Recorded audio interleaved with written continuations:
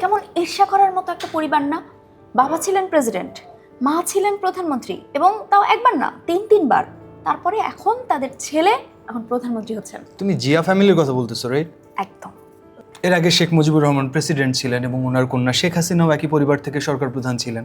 হ্যাঁ, গোটা দুনিয়ায় কিন্তু এমন নজির বহু পুরনো। তুই আমাদের পাশের দেশে ভারতেই দেখ না, জওহরলাল নেহরু পরিবার। হ্যাঁ, জওহরলাল নেহরু ভারতের প্রথম প্রধানমন্ত্রী ছিলেন এবং ওনার মেয়ে ইন্দিরা গান্ধী মোট 4 মেয়াদে দেশটির প্রধানমন্ত্রী হয়েছিলেন। এবং 1984 সালের 31 অক্টোবর উনি দুজন শিখ দেহরক্ষীর গুলিতে নিহত হন দিল্লিতে।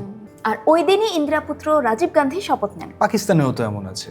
হ্যাঁ, পাকিস্তানের ভুট্টো পরিবার, জুলফিকার আলী ভুট্টো, বেনজির ভুট্টো এবং আসিফ আলী জারদারি, রাইট? ইয়েস। 1971 সালের 20 ডিসেম্বর পাকিস্তানের প্রেসিডেন্ট হিসেবে শপথ নেন জুলফিকার আলী ভুট্টো। তারপরে 1973 সালে আবার তিনি পাকিস্তানের প্রথম নির্বাচিত প্রধানমন্ত্রী হিসেবে দায়িত্ব নিয়েছিলেন। তারপর 1988 সালে পাকিস্তানের এমনকি পুরো মুসলিম বিশ্বের প্রথম নারী প্রধানমন্ত্রী হন ওনার মেয়ে বেনজির ভুট্টো। 1993 সালের অক্টোবরে সরকার প্রধান হন বেনজির ভুট্টো। ইয়েস। আর এখন পাকিস্তানের প্রেসিডেন্ট বেনজির ভুট্টোর স্বামী আসিফ আলী জারদারি। আবার শ্রীলঙ্কার বন্দরনায়ক পরিবারকেও দেখো। SWRD বন্দরনায়েকে ছিলেন শ্রীলঙ্কার চতুর্থ প্রধানমন্ত্রী।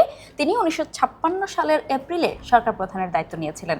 আর 1960 সালে শ্রীলঙ্কায় প্রধানমন্ত্রী নির্বাচিত হন তার স্ত্রী শ্রীমাভু বন্দরনায়েকে।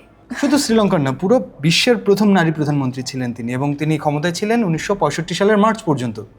1970 সালের মে মাসে আবারও দ্বিতীয় দফায় শ্রীলঙ্কার প্রধানমন্ত্রী হন শ্রীমাভু বন্দরনায়েকে। 3 দফায় শ্রীলঙ্কার বা তখনকার নাম ছিল হচ্ছে সিলনের প্রধানমন্ত্রীর দায়িত্ব পালন করেন তিনি। এবং তারপর এই দম্পতির মেয়ে চন্দ্রিকা কুমারতুঙ্গা, তিনি একই সাথে প্রেসিডেন্ট এবং প্রধানমন্ত্রী 2 পদেই ছিলেন। হ্যাঁ, সবশেষ থাইল্যান্ডে ক্ষমতায় ছিল সিনাওয়াত্রা পরিবার। হ্যাঁ, থাকসিন সিনাওয়াত, ইংলাক সিনাওয়াত এবং পেতংতান সিনাওয়াত। থাকসিন সিনাওয়াত থাই রক পার্টি থেকে 2001 সালে প্রধানমন্ত্রী হয়েছিলেন। তারপর 2011 সালে তার বোন ইংলাক সিনাওয়াত্রা দেশটির প্রধানমন্ত্রী হয়েছিলেন। এবং থাকসিনের কন্যা মাত্র 37 বছর বয়সে 2024 সালে প্রধানমন্ত্রী হয়েছিলেন সেই দেশের। হ্যাঁ, তিনি ছিলেন দেশের দ্বিতীয় নারী প্রধানমন্ত্রী। কিন্তু শ্রীলঙ্কায় 2019 সাল থেকে 2022 সাল পর্যন্ত প্রেসিডেন্ট ছিলেন গোতাবায়া রাজাপাকসে। এর আগে দেশটির প্রেসিডেন্ট এবং কয়েক দফায় প্রধানমন্ত্রীর দায়িত্ব পালন করেছেন তার ভাই মাহিন্দা রাজাপাকসে। জাপানের সাবেক প্রধানমন্ত্রী ইয়াসুও ফুকুদা এবং তার বাবা তাকেও ফুকুদা দেশটির সরকার প্রধান ছিলেন। এদিকে ইন্দোনেশিয়ার প্রথম প্রেসিডেন্ট ছিলেন সুকর্ণ এবং দেশটির পঞ্চম এবং প্রথম নারী প্রেসিডেন্ট হয়েছিলেন তার মেয়ে মেঘবতী সুকর্ণপুত্রী। আর ফিলিপাইনের বংবং মার্কোস, সাবেক প্রেসিডেন্ট ফার্দিনান্দ মার্কোসের ছেলে ছিলেন দেশটির সাবেক প্রেসিডেন্ট ফার্দিনান্দ মার্কোস জুনিয়র। নেপালের প্রভাবশালী কৈরালা ফ্যামিলির একাধিক সদস্য তো দেশটিতে সরকার পরিচালনার দায়িত্বে ছিলেন। এর বাইরেও কিন্তু এমন উদাহরণ আছে, দেখ।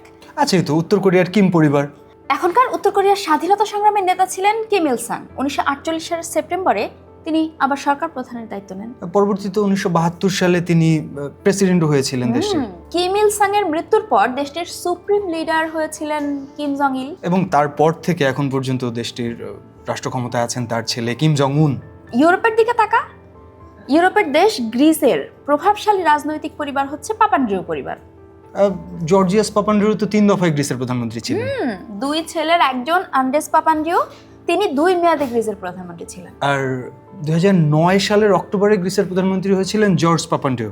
একই পরিবারের 3 জনের দেশের প্রেসিডেন্ট হওয়ার নজির আছে কিন্তু নিকারাগুয়াতেও। দেশটিতে 2 দফায় প্রেসিডেন্ট ছিলেন আনাস্তাসিও সামোজা গার্সিয়া। তার ছেলে লুই সামোজা দেবাইলি এই পরিবারের দ্বিতীয় সদস্য হিসেবে রাষ্ট্রপ্রধান হয়েছিলেন। লুইয়ের মৃত্যুর পর 1967 সালে নিকারাগুয়ার প্রেসিডেন্ট হন তার ভাই আনাস্তাসিও সামোজা দেবাইলি। পেরুতে 2 মেয়াদে প্রেসিডেন্ট ছিলেন মারিয়ানো ইগনাসিও প্রাদো। প্রাদোর ছেলে ম্যানুয়েল প্রাদো উগার্তেসেও 2 মেয়াদে পেরুর প্রেসিডেন্ট হয়েছিলেন। আর 1910 সালে মারিয়ানো ইগনাসিও প্রাদোর ছেলে হাভিয়ার প্রাদো উগার্তেসে পেরুর president of the council of ministers হয়েছিলেন। আর আমেরিকার বুশ পরিবার। হ্যাঁ, বাবা ছেলে জর্জ ডব্লিউ বুশ ও জর্জ ডব্লিউ বুশ। এছাড়া সিঙ্গাপুরের সাবেক প্রধানমন্ত্রী লি কুয়ান ইউ এবং তারপর দেশটিতে প্রধানমন্ত্রী হন তারই ছেলে লি সেইং লুং। আর কানাডার সবশেষ প্রধানমন্ত্রী জাস্টিন ট্রুডো ছিলেন সাবেক প্রধানমন্ত্রী পিয়েরে ট্রুডোর ছেলে। আরও ছিলেন সিরিয়ার সাবেক 2 প্রেসিডেন্ট বাশার আল আসাদ এবং তার বাবা হাফিজ আল আসাদ। লেবাননের সাবেক 2 প্রধানমন্ত্রী রফিক হারিরি ও সাদ হারিরি ছিলেন বাবা ছেলে। আবার কিউবার সাবেক প্রেসিডেন্ট ফিদেল কাস্ট্রো এবং রাউল কাস্ট্রো, তারা তো নিজের 2 ভাই। Yes.